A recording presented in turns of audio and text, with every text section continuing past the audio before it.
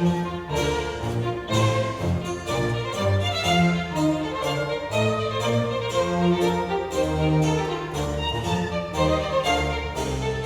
there, everybody. Welcome back. This is the Classic English Literature Podcast. I'm really glad you were able to make it. This week, we're back in the theater for a double feature. We're going to look at two plays that have become archetypes of the Restoration comedy of manners. Now, when they made these plays, they threw away the mold, and only some of it grew back. I'm talking about George Etheridge's The Man of Mode from 1676 and William Congreve's The Way of the World from 1700. Yes, faithful listeners, we've breached the 18th century. Anyway, while these plays are both comedies of manners and so share many elements, the fact that they are staged some 25 years apart and that in that time the bloodless, mostly, revolution has occurred means that those elements land in rather different social and political contexts. So, I'm not sure this week's episode will all hang on a single interpretive point. I think we'll ramble across several different ideas, like the character type of the rake and the wit, the idea of marriage as a contract negotiation, and the critique of social performance, and we'll see how they operate in each of these plays. You see, this was kind of a difficult episode for me to put together. I wasn't really sure how to do it. I had planned on doing The Way of the World. I always knew I was going to do that one, and then the more I read it and thought about it and studied it, I realized, I've really got to pair this with Etheridge's The Man of Mode, which I don't think I've really read before. So then I had to go back and read that and study that and try to figure out how it all came together. So I think I've got it, but we'll see. Patience, please. Oh, well, I see the house lights are dimming, and a rather bird-like dandy has just taken the stage, so the show's about to begin. Before he begins declaiming, let me just briefly ask that you consider clicking the Support the Show button to make a small donation to continue the sterling work done here at the Classic English Literature Podcast. Anything you can manage is most gratefully appreciated. Shh. Oh, sorry.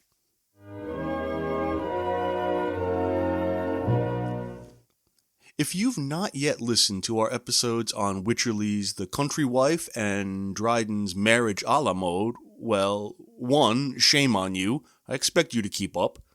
And 2, those episodes treat a little more deeply about what I will briefly summarize here for you slackers. Both the plays I've just mentioned and the plays we'll cover today are comedies of manners. That is, they are plays that satirically comment upon the amoral behaviors of the upper classes. The plots are extravagant, the wit sharp, and the tone cynical. Like I said, I've been choppy-changey about how to present these two plays. Do I focus on each, one at a time, go through various observations, or do I observe variously and point out examples in both plays? I think I've settled on the latter, but that does make a muddle of the quick and dirty plot summaries that we've all grown to love. But no matter, really, the plots are nearly vestigial. The real point of such plays is linguistic dexterity. George Etheridge's The Man of Mode, that is, the stylish or fashionable man, is the last of his 3 comedies, and, like Dryden's Marriage a la Mode and Wycherley's The Country Wife, it evidences a vogue in the 1670s for the sexually frank play. Remember, Charles II, the Return of the Sun, was a huge fan of luxury in theater. Or, more accurately, Charles II was a huge fan of actresses, and now that ladies were allowed on the stage, it would be best if they were saucier than a Christmas goose. Ooh. Congreve's The Way of the World, too, marks the end of a career, and though first performed some 40 years after the Restoration, it's seen by scholars now almost as the apotheosis of the form. While in many ways the cousin to Etheridge's play, indeed in some instances we might almost say homage, Congreve writes in a much altered society. Changing tastes had made the sexual frankness of the 1670s objectionable. A prude named Jeremy Collier published the apocryphally named A Short View of the Immorality and Profaneness of the English Stage, together with the sense of antiquity upon this argument. He did that in 1678 in the midst of a moral panic, and we shall have more to say about Lemon Jeremy anon, which emblematizes the more judicious times in which Congreve plied his trade. I believe I was talking about vestigial plots. Both plays feature witty rakes trying to secure a pretty heiress. In The Man of Mode, a ruthless rake named Dorimont attempts to slip out of his affair with Mrs. Lovett so that he can win the witty heiress Harriet, but she demands he abandon London society to prove his devotion. There are various complicating characters, other lovers, wisecracking servants, a vacuous twit named Sir Fopling Flutter, but the upshot is that, despite his libertine ways, Dorimont wins in the end. Mirabell, the refined wit at the center of Congreve's The Way of the World, schemes to land the inheritance by way of marriage of the brilliant Millamant. The main scheme is to trick Millamant's aunt, Lady Wishfort, into a fake marriage with his disguised servant. There's a blackmail plot by the villainous Fainall and Marwood, but Mirabell foils it and, after strict negotiations, marries the heiress. You can see the through lines here, right? These plays make good bookends for some general observation about the comedy of manners in the 17th century's final decades. So let's kick off by looking at the evolution of the stock characters, the wit and the rake. The wit is distinguished by sharp verbal exchanges, often involving sophisticated wordplay, puns, and double entendres, with rivals and love interests. In Restoration High society, such linguistic prowess was a form of power, status actually, and desirability, allowing the wit to navigate social hierarchies and gain the upper hand.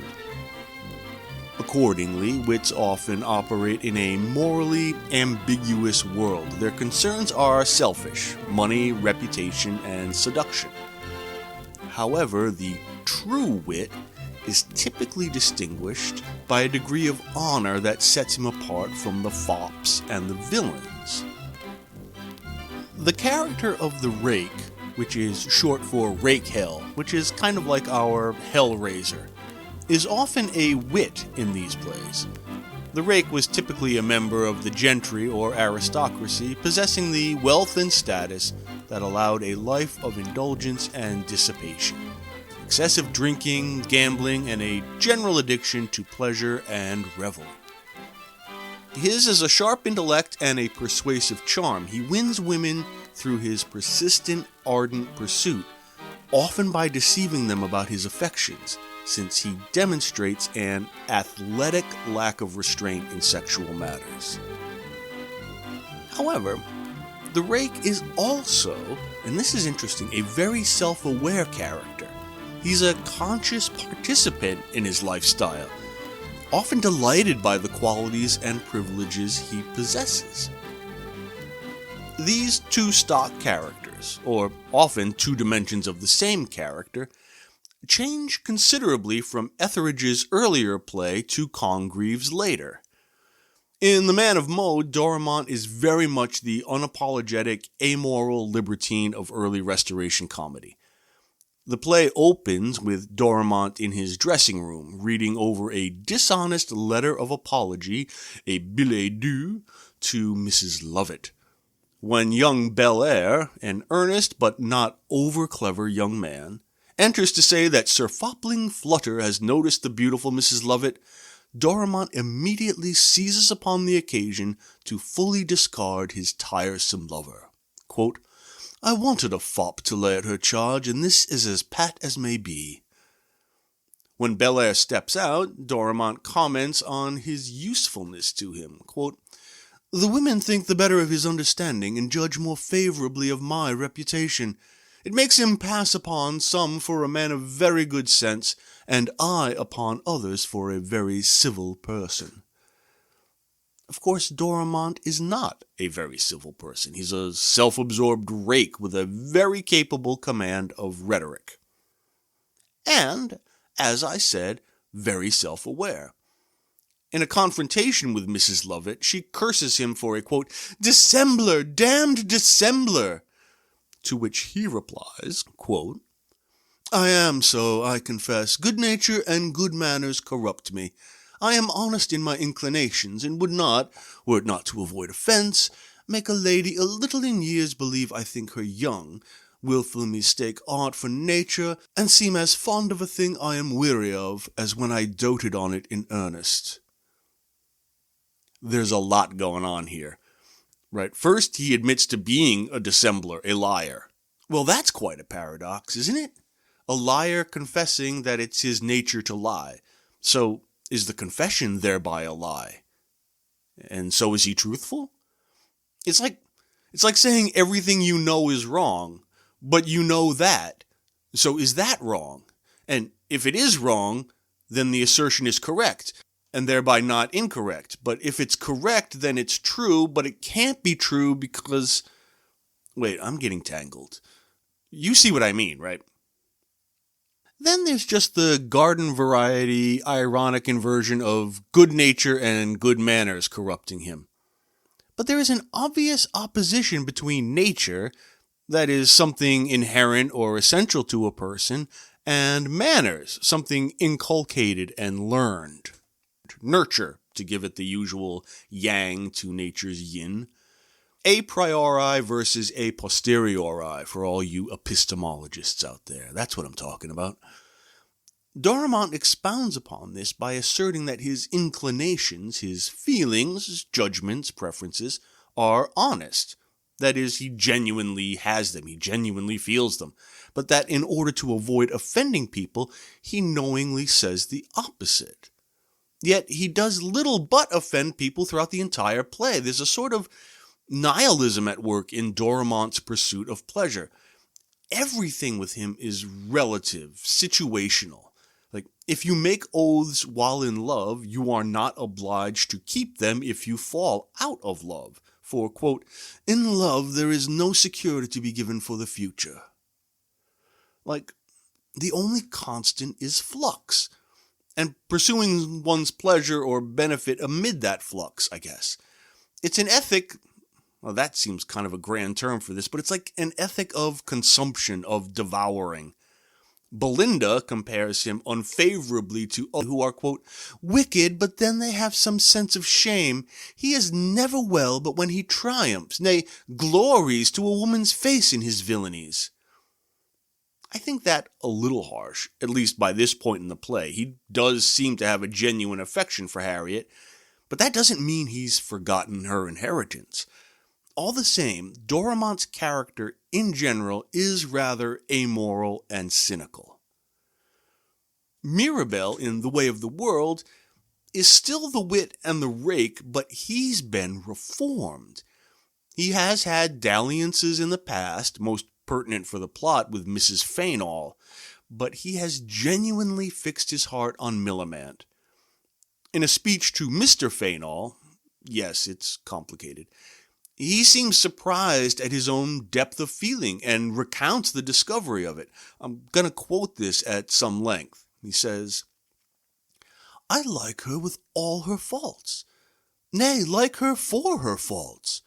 Her follies are so natural or so artful that they become her, and those affectations which in another woman would be odious serve but to make her more agreeable.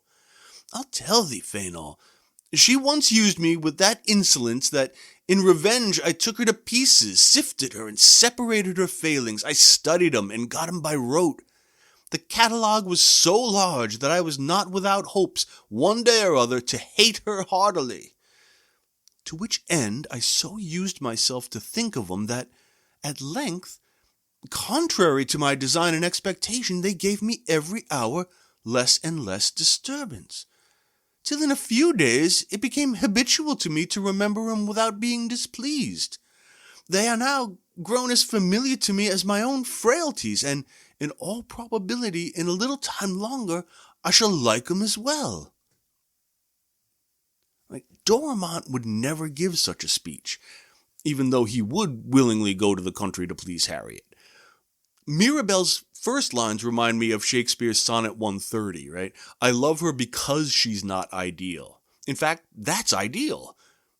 And then he dwells upon an insult she once gave him, and then he pores over her flaws, and then eventually he found those things to be the very reason he was obsessing over her. Finally, he sees himself in her in terms of his own failings, his own vulnerabilities. And he sees a future here, right? He says, quote, in all probability, in a little time longer, I shall like him as well. There's persistence here. Fainall, the villain of the piece, fails completely to understand. And he replies, quote, to be half as well acquainted with her charms as you are with her defects, and my life on it, you are your own man again. He's saying, enjoy her beauty, her sexuality. Be a man, not a simp. So while Etheridge seems to revel in Dorimon's rascally amorality, Congreve suggests a need for the rake to be redeemed before winning a true wit like Millamant in marriage. That's actually not a bad segue. Restoration comedies of manners tend to have pretty cynical views of marriage, seeing it as a contractual battle, a matter of wealth and reputation, rather than a sacramental union. And that battle is fought with repartee and manipulation. But Congreve elevates this negotiation in the famous proviso scene. The proviso scene is Act 4, Scene 5, for those of you keeping score at home. Takes place in the drawing room of an evening. Millamant is rightfully wary of being trapped in a conventional marriage, particularly to a recently reformed man of mode such as Mirabelle. So, she lists the conditions under which she will agree to their union. She shall, quote, lie abed in the morning as long as I please. She will not permit pet names or any other, quote, nauseous cant. No public displays of affection. Mirabelle asks, is there anything else? There is, quote, trifles as liberty to pay and receive visits to and from whom I please, to write and receive letters without interrogatories or wry faces on your part, to wear what I please and choose conversation with regard only to my own taste, to have no obligation upon me to converse with wits that I don't like because they are your acquaintance, or to be intimate with fools because they may be your relations. Come to dinner when I please, dine in my dressing gown when I'm out of humor without giving a reason, to have my closet inviolate, to be sole empress of my tea-table, which you must never presume to approach without first asking leave. And lastly, wherever I am, you shall always knock at the door before you come in. These articles subscribed, if I continue to endure you a little longer, I may by degrees dwindle into a wife. In turn, Mirabelle demands, quote, you admit no sworn confidant or intimate of your own sex, no she-friend to screen your affairs under your countenance and tempt you to make trial of a mutual secrecy. I prohibit all masks for the night made of oiled skins and I know not what. I forbid all commerce with the gentlewomen in what-do-you-call-it court. Restrain yourself to native and simple tea-table drinks as tea, chocolate, and coffee. These provisos admitted in other things, I may prove a tractable and complying husband. It's quite a funny scene, really. It's wonderfully written such that we are at once to understand that the characters are very serious about their demands, but their tongues are also firmly in their cheeks. Millamant may dwindle into a wife while Mirabelle may prove a husband. The implication that a husband is more than a man, I like that. Worth noting that Millamant demands her own liberty, right? Her own personhood, while Mirabelle is largely concerned with his reputation. He forbids while she stipulates. And yet, neither seems to really feel ill done by. There's a palpable sense of mutual respect, though on the surface it's all, battle of the sexes kind of stuff. At the end, Millamant, exasperated at his conditions, shouts, "I hate your odious provisos." And Mirabelle responds, "Then we're agreed. Shall I kiss your hand upon the contract?" What a great line to end the scene. There's something very Tracy and Hepburn about this exchange. Act 5 of The Man of Mode presents an antecedent scene of negotiation, but its tenor is quite different. Harriet seems much more suspicious of Dorimant, and all the conditions for their romance feel rather probationary. Harriet declares the reason for her chariness, quote, "In men who have been long hardened in sin, we have reason to mistrust the first signs of repentance." Dorimant replies, "I will renounce all the joys I have in friendship and in wine, sacrifice to you all the interest I have in other women." Now, I would argue that such a reply should make Harriet even more wary. I think he doth protest too much. The exchange goes on in this manner, Harriet being practical and realistic, Dorimant effusive in his pledges. His is the same energy and over-the-topness used in his more tawdry hookups, but now trying very hard to be earnest. Perhaps the assertive, defined demands of Millamant, as opposed to Harriet's defensive wit, indicate a shifting of women's position. In less than 2 years, Anne will replace Billy the Orange on the throne. But if it does, it is very limited in its scope and effect here. The late 17th century was primarily an era of consolidating patriarchal power over the family and reinforcing traditional gender roles, despite the very big wigs men wore. Anyway, the prevailing patriarchal ideology dictated that a woman's primary role was as wife and mother, subservient to the husband.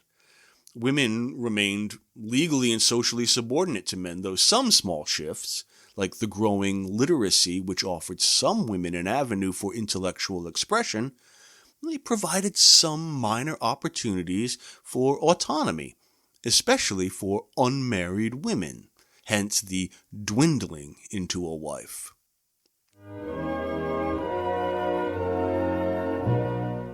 At this point in our overall story of English literature, there are as yet undiscovered civilizations in the heart of the deepest jungles who know that Restoration comedy satirizes the superficiality of fashionable society. The character of the fop is the great emblem of this shallow affectation, and Etheridge's Sir Fopling Flutter is a stunning example. Congreve splits the fop character into two minor players. We get Witwoud and Petulant. And instead of mocking the fop's obsession with foreign clothes, speech, and manners, Congreve examines the larger area of linguistic and intellectual decline among the upper orders.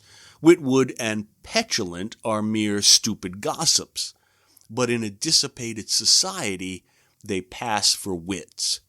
Now, Congreve's epigrammatic style, accentuating its own artificiality, may point to the means by which true wit can devolve into, empty rhetorical formulae. As Mirabelle quips at the close of Act 1, quote, "Where modesty's ill manners, 'tis but fit that impudence and malice pass for wit." Of course, the other great point of such plays is the idea of reputation as currency. One's social renown predicts and accelerates their continued social success. Dorimant's notoriety as a lover or Mirabelle's as a social fixer. The plays argue that the way of the world privileges reputation over genuine morality. Mirabelle points out, quote, Why do we daily commit disagreeable and dangerous actions? To save that idle reputation. Which leads me to my final thoughts on Restoration comedy. The satiric point seems to lie in the gap between reputation and reality, between what appears to be and what authentically is. The epilogue to The Man of Mode, written by one Mr. Dryden, includes the following couplet, quote, "Something of man must be exposed to view, that gallant they may resemble you." Okay, so a little tweak of the nose to the fops in the audience. It's the complement to a couplet in the prologue, and this one's by a Sir Car Scroop, quote, "Since each is fond of his own ugly face, why should you, when we hold it, break the glass?" Okay, so the satire here holds the mirror up to culture, to borrow from Hamlet. A line in the prologue to The Way of the World ironically indicates satire's purpose for reform. Quote, "For so reformed a town, who dares correct?" Okay, let me take a short spur trail here. I mentioned at the top of the show a bloke called Jeremy Collier, who wrote a screed against the immorality of the stage in 1698. It's not too much to suggest, I think, that Collier had some grudging effect on Congreve's development of social comedy. Collier makes the perennial complaints that the terminally unhip make about any form of entertainment. Too much swearing, too much sex, not enough imagination, blah blah blah. He says, quote, "Such licentious discourse tends to no point but to stain the imagination, to awaken folly, and to weaken the defenses of virtue." Right, okay, a bit scoldy, but we in the 21st century have heard all this before about novels, movies, TV, rock music, rap music, and video games. Plus ça change. But take a listen to this passage from A Short View of the Immorality of the English Stage. Quote, "Call you this diversion? Can profaneness be such an irresistible delight? Does the crime of the performance make the spirit of the satisfaction? And is the scorn of Christianity the entertainment of Christians? Is it such a pleasure to hear the scriptures burlesqued? Is ribaldry so very obliging, and atheism so charming a quality? Are we indeed willing to quit the privilege of our nature, to surrender our charter of immortality, and throw up the pretenses to another life? It may be so, but then we should do well to remember that nothing is not in our power." Mostly same old, a little more frothy about the mouth, perhaps. But there's a phrase in there that intrigues me. He asks if we are willing to quit, quote, "the privilege of our nature." So, let me go back to that split between appearances and reality I was talking about a second ago. If one is going to condemn, a la Plato, the appearance as a perversion or an obscuring of reality, one must posit that such a reality exists beyond the image, right? The image is false because there is a reality whose truth I can measure it by. And the plays speak to this idea all the time. Like, here's a couple of lines from Etheridge. Quote, "Love gilds us over and makes us show fine things to one another for a time, but soon the gold wears off, and then again the native brass appears." And, "Varnished over with good breeding, many a blockhead makes a tolerable show." And, "Forms and ceremonies, the only things that uphold quality and greatness, are now shamefully laid aside and neglected." And here's a great one from Congreve. This is from Pert, it's Lady Wishfort's maid, commenting on her lady's fading appearance. Quote, "I warrant you, madam, a little art once made you a picture like you, and now a little of the same art must make you like your picture. Your picture must sit for you, madam." Anyway, all of this just makes me wonder. And, okay, I totally get that this is kind of stoner philosophy, but what makes us think that there's a reality behind the appearance? I mean, if we're going to mock some people as fake, we must reckon that there's a real version of them that they're being false to. And I'm just not sure that's true. Like, what if reputation and appearance is, in fact, all we are? I mean, that certainly seems to be the case in all these plays we've been reading lately. The only thing that makes anything happen in them is how one person regards the social place and value of another person. I get the sense that if we took the world of these plays seriously, our identity or our selfness is not something inherent and virginal and unsullied by society. It is constructed by society itself. We are what we think other people think we are. We are what we think other people think we are. Hold on to that idea for a while. In another 60 or 70 years, we'll look at Scottish philosopher David Hume and his ideas about stable identity.